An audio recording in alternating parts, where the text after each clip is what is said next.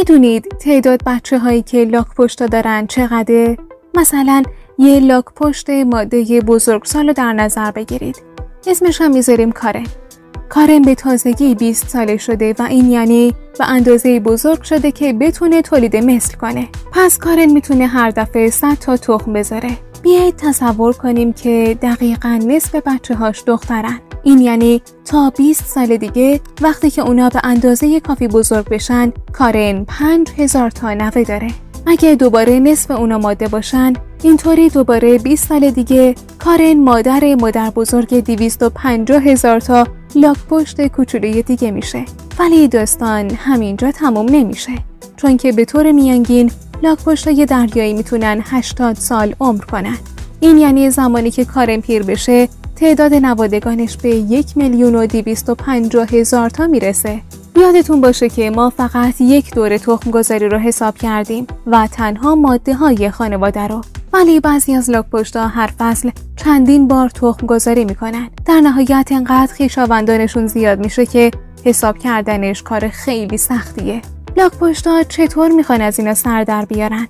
و اصلا حیوانات برای چی باید بتونن خانواده هاشون رو بشناسن؟ شناخت اعضای خانواده روشی برای جلوگیری از ایجاد درگیری درون خانواده است. دلیل دیگه که مهمه اینه که حیوانات میتونن خویشاوندانشون رو شناسایی کنن تا از جفتگیری با اعضای نزدیک خانواده جلوگیری کنن. این موضوع خیلی مهمتر از چیزیه که به نظر میاد و جمعیت حیوانات رو در خطر مرگ قرار میده.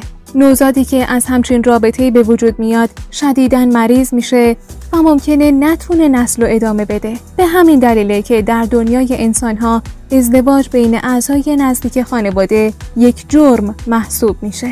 معلوم شده که حیوانات خیلی خوب میتونن بچه‌هاشون، والدینشون و حتی خواهر و برادرانشون رو شناسایی کنن تا از درون جفتگیری جلوگیری کنن. ولی این نمیتونه خیلی دوامی بیاره و مشکل حافظشون نیست، بلکه موضوع طول عمره.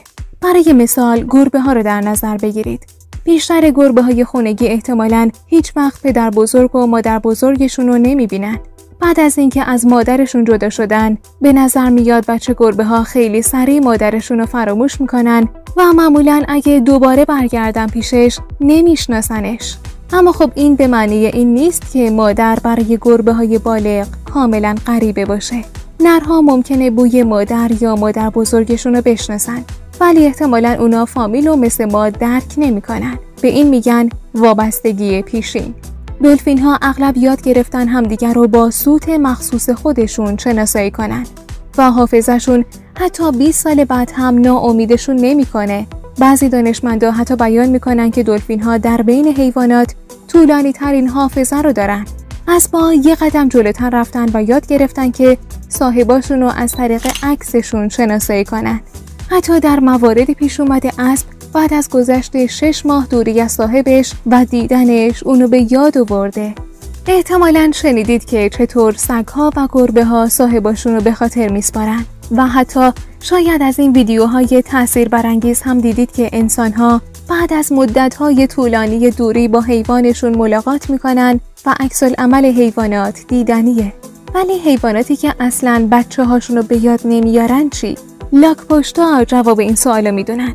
اونا به راحتی میتونن جزو حیواناتی با بیشترین طول عمر به حساب بیان و اصلاً از مشکلات حافظه شکایت نمیکنن.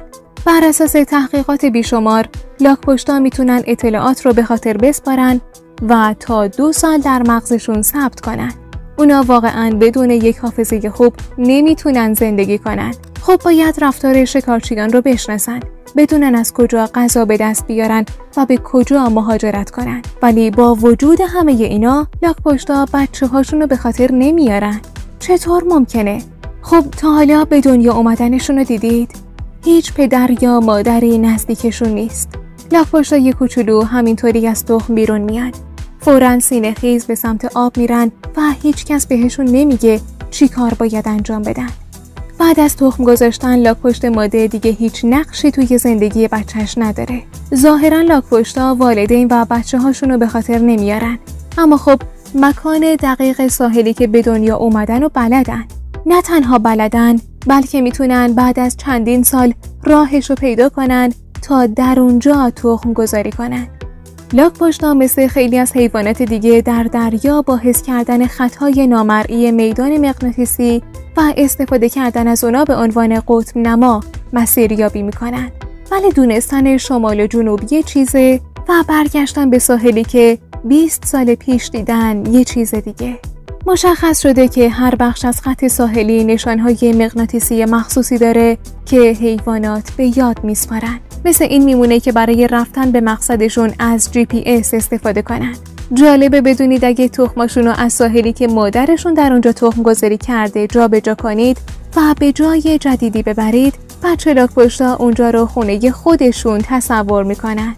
اونجا همون نقطه‌ای میشه که بهش برمیگردن. دانشمندا برای اینکه به این نتیجه برسن مجبور شدن تخما رو جابجا کنن، صبر کنن تا لاک‌پشتای کوچولو از تخم بیرون بیان، روشون علامت گذاری کنن و صبر کنن. حدوداً 14 سال صبر کردن تا یکی از لاک‌پشت‌های بالغ برگرده. میشه نتیجه گرفت که لاک‌پشت‌ها مکان دقیق محل تولدشون رو به خاطر میسپارن، ولی نمیتونن بچه‌های خودشون رو بشناسن. یادتون میاد چند تا نوه و نتیجه برای کار محاسبه کردیم؟ در زندگی واقعی تعدادشون اصلاً به این زیادی نیست. لاک‌پشت‌های کوچولو ممکنه حتی قبل از اینکه از تخم در بیان بمیرن، یا در راه رسیدن به آب، یا در سالهای اولیه وقتی که نزدیک به سطح آب شنا میکنن، یا چیزای دیگه. بر اساس محاسبات با توجه به گونه‌شون از هر 1000 لاک‌پشت یا 10,000 لاک‌پشت فقط یکیشون به سن بلوغ میرسه. خانواده کارن خیلی کوچیک‌تر از چیزیه که میشه فکرشو کرد. اما اگه لاک‌پشت‌ها بهانه‌ای برای به خاطر نسپردن فامیلاشون داشته باشن، پس اون وقت انسان‌ها چطور؟ یه مادر میتونه بچه‌شو که ندیده یا خیلی کم دیده رو شناسایی کنه؟ پریمات‌ها خویشاوندان دیرین ما یک حس بویایی بی‌نظیر ندارن. با این حال میتونن بوی فامیل و دیگران رو از هم تشخیص بدن. در مقایسه با بعضی شامپانزه‌ها، انسان‌ها تقریباً هیچ بویی حس نمی‌کنن. موضوع اینه که تکامل به ما مزیت‌های دیگه‌ای داد، ولی حس بویایی خیلی قوی رو ازمون گرفت. هرچند این حس بویایی گاه هم به کار میفته. تحقیقات در دهه 1980 نشون داد که مادرها میتونن بچه‌شون رو با بو شناسایی کنن، حتی اگه کمتر از 1 ساعت باهاشون وقت گذرونده باشن. برای بعضیا فقط 10 دقیقه زمان برد. در عوض بچه‌ها هم با قدرت بویایی مادرشون رو تشخیص میدن و عموماً بهش واکنش نشون میدن تا وقتی که خوب قابلیت‌های تصویرشون هم فعال بشه. برخلاف حیوانات، ما مردگان رو فراموش نمی‌کنیم. میشه گفت ما بیشتر از هر موجودی روی زمین اونا رو به یاد میسپاریم. خب این بود ویدیوی امروز ما. اگه ویدیو رو دوست داشتین لایک کنید و نظر یا پیشنهادتون رو از طریق کامنت با ما به اشتراک بذارید.